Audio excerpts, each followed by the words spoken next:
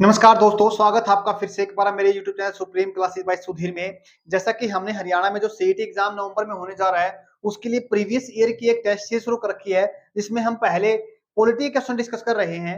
उसके बाद हम हिस्ट्री के, ज्योग्राफी के और इसके फिर हम उसके बाद इकोनॉमिक्स के क्वेश्चन डिस्कस करेंगे। फिर साथ साथ हम एक इंग्लिश के भी टेस्ट सीरीज शुरू करेंगे, जिसमें क्या है इंपॉर्टेंट क्वेश्चन जो एक अच्छे टॉपिक से बनते हैं, उसको भी हम शुरू करेंगे। जो आज का जो हमारा पहला क्वेश्चन रहेगा ना, वो क्या है? पंचायती राज। क्या है? पंचायती राज प्रणाली देश के सिद्धांत पर आधारित करती है। क्या है? जो हमारी जो पंचायती राज प्रणाली है, ये प्रीवियस ईयर कहाँ पे 2020 ग्राम स्व के अंदर पूछा गया क्वेश्चन है।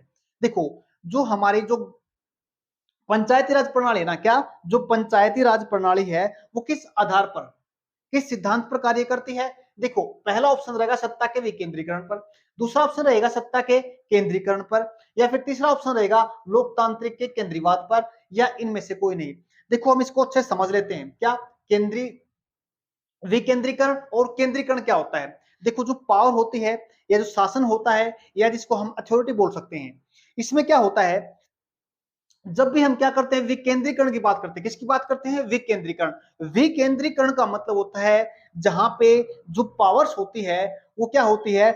डिवीजन होता है। क्या होता है? पावर का डिवीजन होता है। जैसे हमारे मान लेते हैं, क्या हम सेंटर में, क्या सेंटर, फिर स्टेट, और उसके बाद क्या है? पंचायत है। क्या है? पंचायत है। हमारे संविधान के अंदर क्या दे रखा है? एक प्रोविजन दे रखा है। क्या हमारे संविधान के अंदर प्रोविजन दे रखा है, जिसमें क्या है? हमारी डिवीजन ऑफ पावर है। क्या है? पहले सेंटर के पास कुछ पावर्स होती हैं, उसके हिसाब से सेंटर कार्य करता है। फिर उसके बाद स्टेट के पास पावर्स होती हैं, स्टेट उनके हिसाब से कार्य करता है। और फिर जो हमारी क्या होती हैं, जो पावर्स होती हैं, वो क्या होती हैं?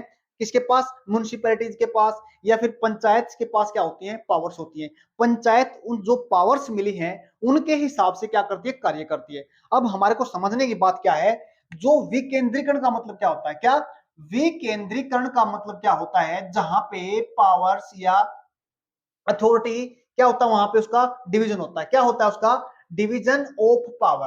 क्या देखा हमने? पहले हमने बात करी यूनियन की। किसकी बात करी? यूनियन की। उसके बाद देखा हमने स्टेट। क्या देखा हमने? स्टेट। क्या है? जो पावर्स होती हैं, वो उनका क्या होता है? डिवीजन होता है। क्या होता है उनका? डिवीजन। देखो, हम थोड़ा हिस्ट्री के बारे में देख लेते हैं। इसकी हिस्ट्री क्या है? सबसे पहले पंचायती राज के बारे में जो सपना देखा था, वो देखा था महात्मा गांधी ने। क्या वो देखा था? सबसे पहले सपना देखा था महात्मा गांधी ने। महात्मा गांधी ने सोचा था कि जो पावर्स है ना, वो हमारे एक छोटे छोटे तबके तक, यानी एक गांव तक पहुंचनी चाहिए। किस तक? एक गांव तक पहुंचनी चाहिए जो पावर्स है, ताकि हम एक इसको अच्छे से समझने के लिए उसको उनका जो मत था कि छोटे से छोटा तबका, यानी हर एक गांव के पास उस वो अथॉरिटी होनी चाहिए, कुछ वो कर सके। अगर एक गांव में इस चीज के कुछ करने की अथॉरिटी है, तो इसका मतलब वो देश क्या कर सकता है? प्रोग्रेस कर सकता है। इसी आधार पर क्या क्या था, जो महात्मा गांधी थे, उन्होंने ये सपना देखा था कि जो हमारा देश है वो आगे बढ़ सकता है, सिर्फ और सिर्फ जब जो हमारी पावर है, जो अथॉरिटी, जो सत्ता है, वो किसके पास में जाए? एक आम जन के पास में। और आम जन के पास में तभी जा सकती थी जब जब जो पावर थी, वो क्या है? गांव के पास, यानी एक छोटे से कस्बे के सभी के पास क्या है? पावर का पहुंचना। तभी ये चीज पॉसिबल थी। लेकिन एक और इंसान थे, जो क्या थे? डॉक्टर बाबा साहेब, जो भीमराव अंबेडकर थे। उन्होंने क्या किया था? इसका अपोज किया था, क्योंकि उस टाइम पे क्या था? जो समाज बटा हुआ था। क्या उस टाइम पे जो समाज का था, डिवीजन था, यानी जो गरीब था और अमीर था, और जाति का क्या था? भेदभाव था। वो मानते थे अगर सत्ता का, अगर मान लेते सत्ता गांव के हाथ में आ गई, तो क्या माना जाएगा? फिर जो ऊपर तबके के लोग हैं, वो क्या करेंगे? नीचे वालों को दबाते रहेंगे। तो इसलिए क्या बोल सकते हैं, क्वेश्चन कई बार पेपर्स के अंदर आया है, किसने इसका अपोज किया था? जो अंबेडकर जी थे, उन्होंने इसका अपोज किया था। और जो महात्मा गांधी थे, क्या थे? वो इस चीज के फेवर में थे। और फिर क्या बनता है? एक हमारे पास एक और क्वेश्चन बनता है। क्या क्वेश्चन ये बनता है, जो हमारा पंचायती राज प्रणाली, कितनी बार, क्या पंचायती राज सिस्टम जो हमारा कब आया? कई बार क्वेश्चन बनता है। ये जो पंचायती राज जो सिस्टम था हमारा, ये आया था 73rd। क्या जो 73rd कॉन्स्टिट्यूशनल अमेंडमेंट था ना, कब हुआ था ये? 1992 के अंदर। क्या 1992 में क्या हुआ था? 73वां संविधान संशोधन हुआ था। उसमें क्या हो गया था? पंचायती राज प्रणाली आ गई थी। क्या आ गई थी? पंचायती राज। पहले तो पावर कहाँ थी? यूनियन के पास थी, और फिर उसके बाद पावर कहाँ पे थी? स्टेट के अंदर थी। फिर एक ब्लॉक और बना दिया था। क्या बना दिया था? एक ब्लॉक और बना दिया था। वो ब्लॉक था अपना पंचायती राज। क्या था वो? पंचायती राज। पंचायती राज में क्या था? अब पंचायतों के पास भी क्या, पंचायत के पास भी वो अथॉरिटी थी, वो पावर थी, वो अपने दायरे में रह के या उनको भी कुछ ऐसी पावर्स मिली हुई थी जो वो पावर का यूज करके क्या कर सकते थे? उस गांव का विकास कर सकते थे। क्या सीधी सी बात, क्या समझने की बात क्या थी? सत्ता का विकेंद्रीकरण का मतलब होता है डिवीजन ऑफ पावर। सिंपल भाषा में क्या समझ सकते हैं? Division of power. मतलब क्या हो गया? कुछ पावर्स यूनियंस के पास यानी केंद्र के पास हैं, कुछ पावर हमारी स्टेट के पास हैं, और कुछ पावर हमारी किसके पास चली गई? पंचायत के पास चली गई। ये होता है हमारा सत्ता का विकेंद्रीकरण। अब हमारे सिस्टम में जो हमारे संविधान के अंदर क्या है? हमारे संविधान के अंदर क्या है? सत्ता का विकेंद्रीकरण है। क्या है? सत्ता का विकेंद्रीकरण है, यानी जो डिवीजन ऑफ पावर बताया गया है। अब सत्ता का केंद्रीकरण का मतलब क्या होता है? जहां पे सारे की सारी जो अथॉरिटी, सारे की सारी जो पावर्स है वो किसके पास होती है? सिर्फ एक अथॉरिटी के पास होती है। क्या होती है? एक अथॉरिटी। इसको समझ के देखते हैं। क्या, अगर मान लेते हैं एक अथॉरिटी का मतलब क्या होता है? सारी की सारी पावर किसके पास है? जैसे यूनियन के पास। कोई पावर नहीं है स्टेट के पास, और कोई पावर नहीं है हमारी क्या, पंचायत के पास। अगर इन दोनों के पास, पंचायत के पास और स्टेट के पास कोई पावर नहीं है, और सारी की सारी पावर किसके पास है? सेंटर के पास। तो इसका मतलब क्या बोला जाएगा? वो सत्ता क्या है? केंद्रीकरण है। क्या है? सत्ता का क्या है? केंद्रीकरण है, यानी पावर किसमें है? सिर्फ एक के ही पास है। समझा हमने? क्या सत्ता का केंद्रीकरण? सत्ता केंद्रीकरण नहीं है, क्योंकि हमारे पास यहाँ पे डिवीजन ऑफ पावर्स है। क्या था? पंचायती राज जो सिस्टम, पंचायती राज जो प्रणाली है, वो हमारी कब आई थी? 73वां जो संविधान संशोधन हुआ था 1992 के अंदर, उसमें आई थी हमारी पंचायती राज सिस्टम। बहुत बार क्वेश्चन आया है, ये पेपर्स के अंदर पूछा गया है। अब हमने क्या, सत्ता का विकेंद्रीकरण पढ़ा। विकेंद्रीकरण का मतलब होता है जहां पे डिवीजन ऑफ पावर होता है। और उसके बाद हमने पढ़ा सत्ता का केंद्रीकरण। केंद्रीकरण का मतलब क्या होता है? जहां पे पावर सेंटर में यानी एक के पास ही क्या होती है? सारी की सारी पावर्स होती हैं। तो हमारा आंसर क्या ठीक रहेगा? आंसर रहेगा का सत्ता का केंद्रीकरण। उसके बाद देखो, जो हरियाणा लोक सेवा, सेकंड क्वेश्चन है हमारा, जो हरियाणा लोक सेवा आयोग की नियुक्ति कौन करता है?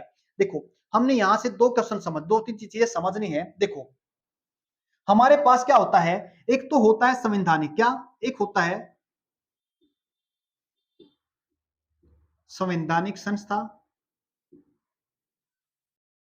और एक होता है गैर संवैधानिक।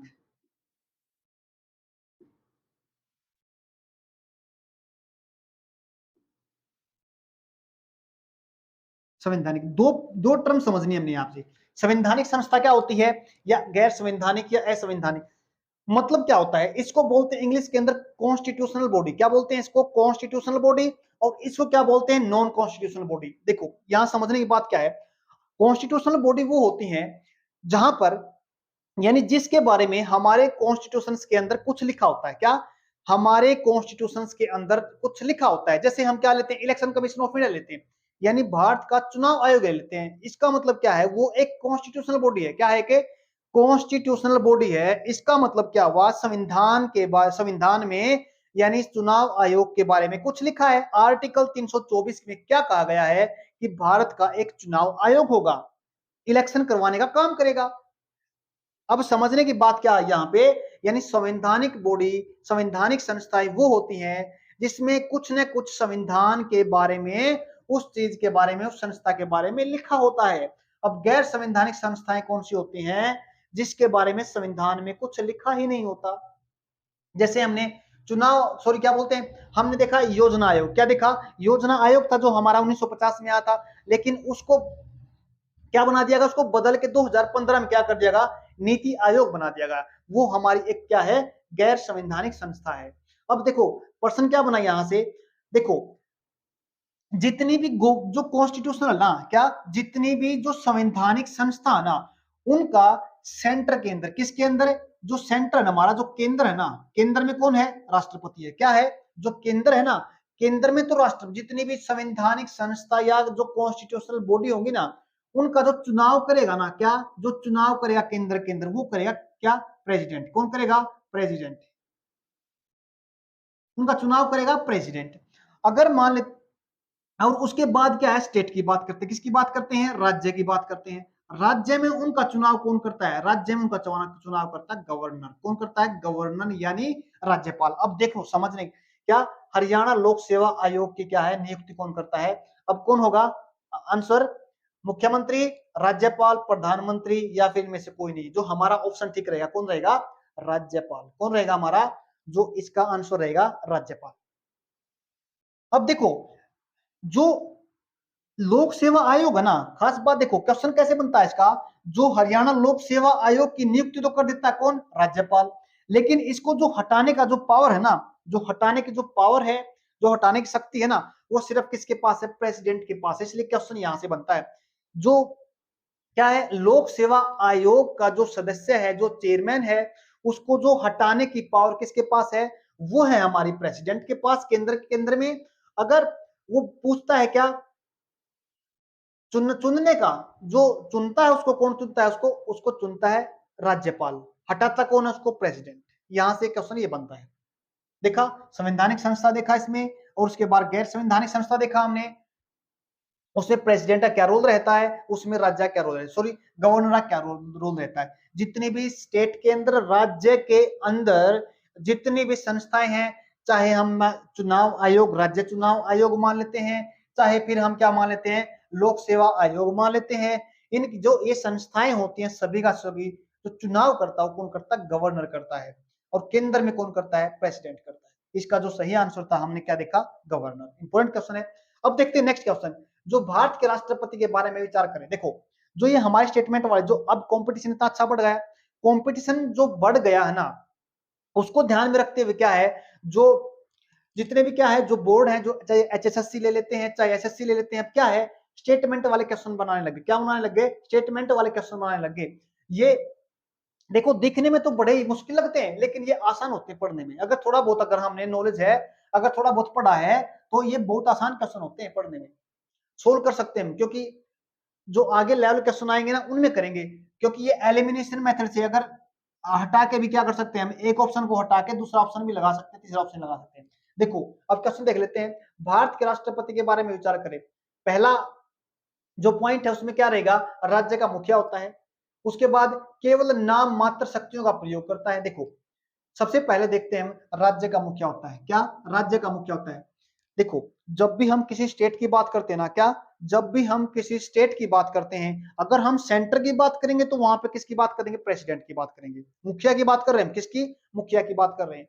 ये फर्स्ट सिटीजन ऑफ स्टेट भी होता है। सिटीजन स्टेट क्या होता है, first citizen of state. State का मतलब हम यहाँ से कंट्री भी कह सकते हैं, क्या कह सकते हैं, कंट्री भी। क्योंकि जो हमारी पॉलिटी होती है ना, जो पब्लिक एडमिनिस्ट्रेशन होता है ना, इसमें क्या बोला गया है, इसको पॉलिटिकल पॉलिटिकल जो साइंस होती है ना, इसको हमने क्या बोला, कंट्री ने कह के हमने क्या बोला, इसको राज्य कहा गया। क्या बोला गया, इसको स्टेट कहा गया है, या हम इसको क्या बोल सकते हैं, राज्य। क्या मानेंगे, अब जो हेड ऑफ द स्टेट होता है ना, वो क्या होता है, प्रेसिडेंट होता है। क्या होता है, प्रेसिडेंट होता है। यहां से एक क्वेश्चन और बनता है, क्या, जो हेड ऑफ द स्टेट तो होता है प्रेसिडेंट, और जो हेड ऑफ द गवर्नमेंट, क्या बात करिए, जो हेड ऑफ द गवर्नमेंट होता है वो होता है हमारा प्राइम मिनिस्टर। क्या होता है, कौन होता है, prime minister. Head of the state president, और हेड ऑफ द गवर्नमेंट कौन होता है, प्राइम मिनिस्टर। ऐसे क्या होता है, हेड ऑफ द स्टेट क्या होता है, अगर हम स्टेट की बात करते हैं, किसी राज्य की बात करते हैं, जैसे हमारा हरियाणा हो गया, हमारा राजस्थान हो गया, या हमारा यूपी हो गया, अगर हम ऐसे बात करेंगे तो वहां पे हेड ऑफ द स्टेट कौन होता है, उसको बोलते हैं गवर्नर। वो कौन होता है, गवर्नर होता है। और हेड ऑफ द गवर्नमेंट कौन होता है, वहां पे मुख्यमंत्री होता है। अब देखो क्या देखा, राज्य का मुखिया होता है, बिल्कुल सही बात है।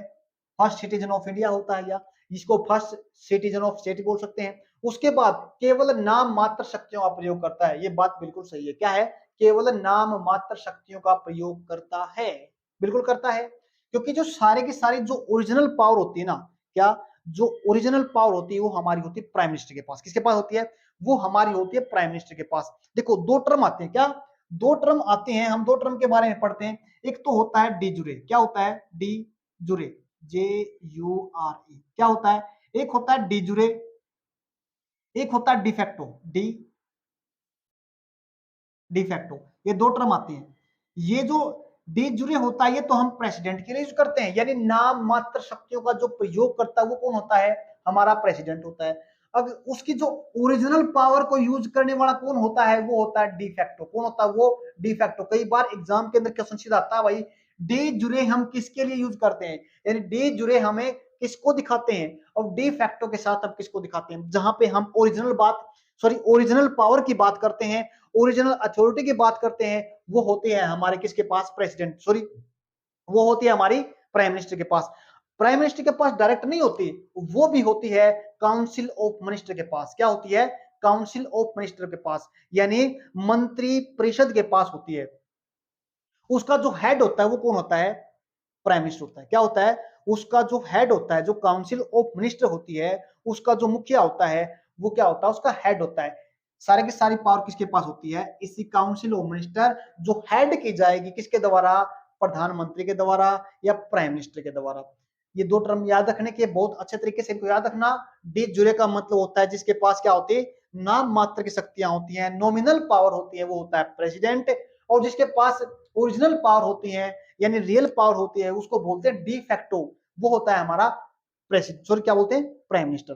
तो आंसर क्या रहेगा इसका, आंसर रहेगा इसका, देखो ऑप्शन में क्या है, ए, केवल बी, या फिर दोनों। देखो हमने क्या देखा, केवल नाम मात्र, डी जुरे, नाम मात्र शक्तियों का प्रयोग कौन करता है, अपना प्रेसिडेंट करता है, बिल्कुल सही बात है। उसके बाद राज्य का क्या होता है, मुखिया होता है, दोनों बात बिल्कुल सही है। तो ऑप्शन क्या रहेगा इसका, सी रहेगा। अब देखो नेक्स्ट क्वेश्चन है अपने पास, क्या 2000, क्या जो 2000,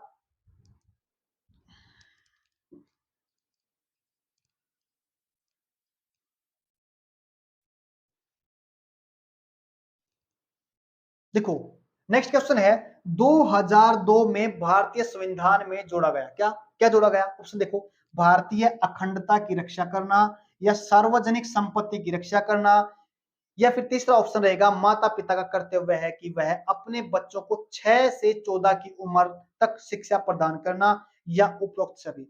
अब देखते हैं 2002, यानी जो 2002 में क्या हुआ था, हमारा जो 86, क्या 86वां संविधान संशोधन, क्या हुआ था, 86वां संविधान संशोधन हुआ था। इसमें क्या बात कही गई थी, इसमें यह बात कही गई थी, जो माता पिता ना, क्या जो माता पिता है वो अपने बच्चों को, क्या अपने बच्चों को कितनी उम्र से, 6 से लेके 14 तक की उम्र के बच्चों को क्या कराएंगे, शिक्षा प्रदान कराएंगे, शिक्षा प्रोवाइड करवाएंगे। ये क्या थी उनकी, उनका था ये मौलिक कर्तव्य, क्या था ये मौलिक कर्तव्य था। अब ये मौलिक कर्तव्य जो हमारे फंडामेंटल ड्यूटीज, सॉरी फंडामेंटल क्या होती हैं, ड्यूटीज होती हैं, वो कहां से ले गई हैं, वो हमारे ले गई हैं, जो भाग है ना, क्या जो भाग है अपना, थोड़ा पढ़ लेते हैं इसके बारे में, क्या फंडामेंटल ड्यूटीज के बारे में। जो भाग है हमारा वो 4th ए है, क्या है 4th ए, यानी 4 भाग ए के अंदर आती है।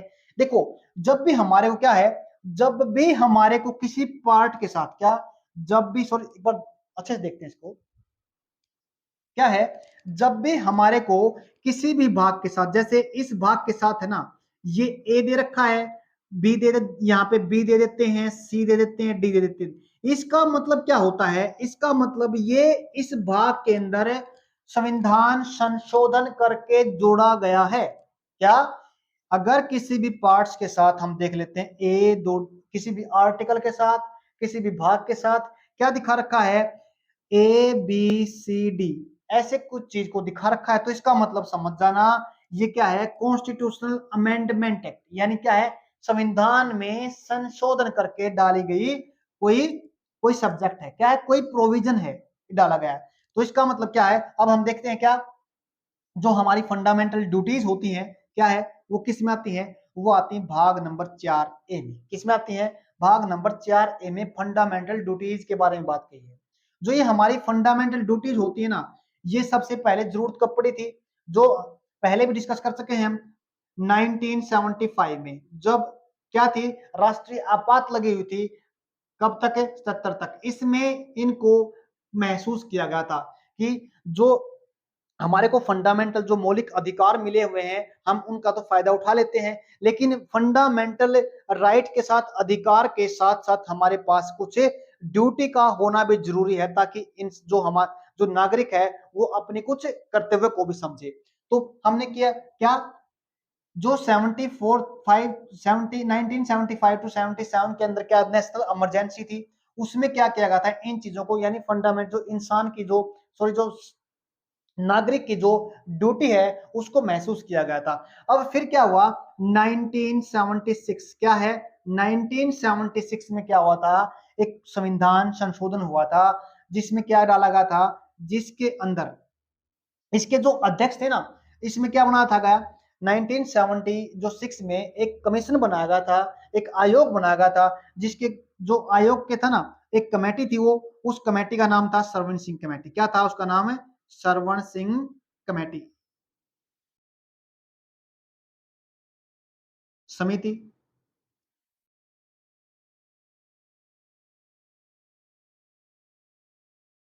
इस इसके जो अध्यक्ष थे ना, जो सरवण सिंह कमेटी के जो अध्यक्ष थे, ये थे सरवण सिंह, इसीलिए इसको क्या बोलते हैं, सरवण सिंह कमेटी इसलिए नाम देते क्योंकि इसके ये क्या थे, अध्यक्ष थे, इसीलिए इसको सरवण सिंह कमेटी की नाम दिया गया था। इन्होंने ही क्या कहा था, सुझाव दिया था, रिकमेंडेशन दी थी किसको, गवर्नमेंट को, कि हमारे संविधान में कुछ ऐसी ड्यूटी भी होनी चाहिए जो नागरिक कुछ समझ सके, यानी अधिकार के साथ साथ वो अपने देश के प्रति वो ड्यूटी को भी निभा सके।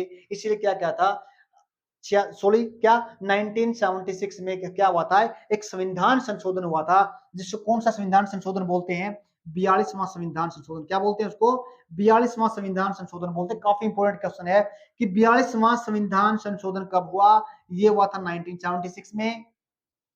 क्यों, क्योंकि हमने जो नेशनल इमरजेंसी, जो राष्ट्रीय आपात के दौरान जो महसूस किया था, क्योंकि जो अधिकार मिले हुए थे उनका जो फायदा उठा रहे थे जो हमारे नागरिक थे, उनको फायदा उठाने के साथ साथ उनको क्या होना चाहिए, ड्यूटी को भी यानी जो कर्तव्य को महसूस किया गया था। इसलिए 1976 में क्या आ गया था, 42वां संविधान संशोधन किया गया था। उस संविधान संशोधन में किया गया था, जो हमारी मौलिक कर्तव्य, क्या मौलिक कर्तव्य को रखा गया था, किसके अंदर, भाग 4 के अंदर। हमारे जो मौलिक कर्तव्य रखे गए थे वो कितने रखे गए थे, 10 रखे गए थे। कितने रखे गए थे, 10 रखे गए थे। ये कहां से लिए गए, ये रशिया से लिए, कहां से लिए गए हैं, रूस से, यानी रूस के संविधान से, रूस से लिए, कहां से लिए गए, रशियन कॉन्स्टिट्यूशन से लिए गए हैं हमारे पास।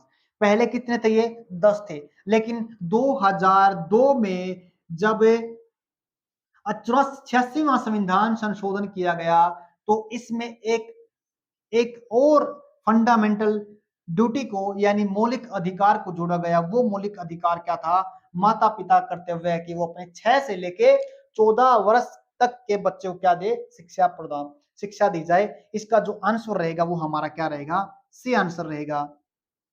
हालांकि देख, फंडामेंटल ड्यूटी तो अपनी ये भी है, भारतीय अखंडता की रक्षा करना भी हमारा फंडामेंटल ड्यूटी में आता है। और उसके बाद क्या है, दूसरा सार्वजनिक संपत्ति की रक्षा करना भी, ये भी हमारा क्या है, कर्तव्य है।